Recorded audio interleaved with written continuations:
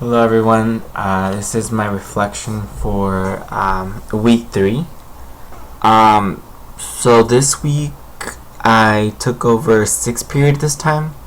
So I was teaching 5th period Algebra 1 and 6th period Algebra 1 with the 8th graders.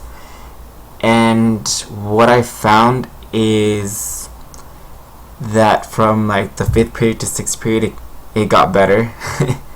I guess 5th period ended up being like my practice period, and then 5th was like more elaborated or more I felt better prepared.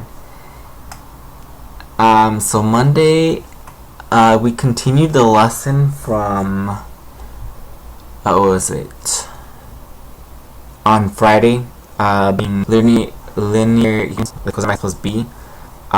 They did have a quiz first on Monday, so that took up some time, and the quiz was basically on just previous things that we had done, such as like finding slope and graphing linear equations using x and y intercepts.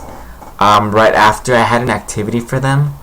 I came up with 10 problems where they had to graph using the equations already in slope intercept form. So I had them take out their individual whiteboards. They had a grid that I provided them, and I also gave them a worksheet along with it, so they were just kind of following along as I went. The only thing I would say that didn't go so well was the fact that I made them fill out the worksheet as we went. I think it might have been a little bit overwhelming just because they took a quiz and then having to do the activity and complete the sheet. But I think that using the whiteboards is a good strategy to use when you are checking for understanding. So in that aspect, I felt it was good. Then Tuesday, they took another quiz. It was like a spiral quiz, or it's called a spiral quiz, and basically what it is, it's previous concepts, and basically these type of quizzes help them prepare for the CSTs at the end of the year, so they keep all the material fresh, and so they're just constantly practicing. And then afterwards, they did independent practice. They started their assignment for the day, and I walked around and gave him more help. And then I also taught him a little bit how to convert from standard form to slope intercept form, which is going to be important for them to know, or is important for them to know. Let's see, Wednesday, Thursday, Friday was the same lesson. Wednesday, I taught them how to graph linear inequalities. It was a direct instruction lesson.